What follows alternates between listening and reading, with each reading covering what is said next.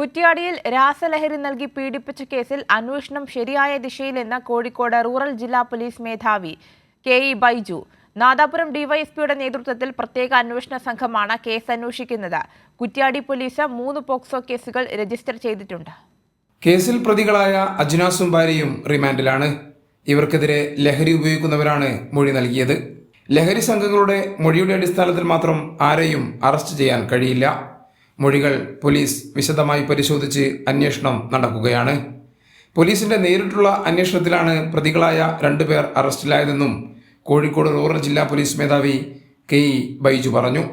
അതിൻ്റെ അന്വേഷണത്തിൽ ഈ അജ്നാസിനെ വളരെ ശ്രമകരമായിട്ട് അജ്മീർ എന്ന സ്ഥലത്തു നിന്നാണ് പിടിച്ചു കൊണ്ടുവന്ന് കോടതി മുമ്പ് ഹാജരാക്കി. അയാളുടെ ഭാര്യ ആ കേസിൽ ഇൻവോൾവ്മെൻ്റ് ഉണ്ട്. അവരെ അറസ്റ്റ് ചെയ്ത് നിയമത്തിന് മുമ്പിൽ ഹാജരാക്കി.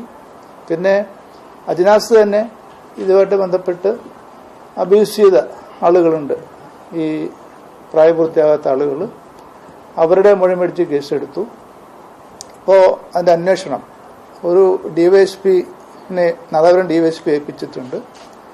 ആ കാര്യങ്ങൾ നന്നായി തന്നെയാണ് പോലീസ് അന്വേഷിച്ച് വരുന്നത്. 2 വർഷം മുമ്പ് നടന്ന പീഡനവുമായി ബന്ധപ്പെട്ട് 2 യുവാക്കൾ നൽകിയ പരാതിയിലും 17കാരി നൽകിയ പരാതിയിലുമായാണ് 3 പോക്സോ കേസുകൾ കുറ്റ്യാടി പോലീസ് രജിസ്റ്റർ ചെയ്തത്. ലഹരി വിരുദ്ധ ദിനത്തോടനുബന്ധിച്ച് കോഴിക്കോട് റൂറൽ ജില്ലയിൽ സ്കൂളുകൾ, ഗ്രാമപഞ്ചായത്ത് കേന്ദ്രങ്ങളിൽ ഉൾപ്പെടെ പോലീസിന്റെ നേതൃത്വത്തിൽ വിപുലമായ പരിപാടികൾ സംഘടിപ്പിക്കുമെന്നും ജില്ലാ പോലീസ് മേധാവി അറിയിച്ചു.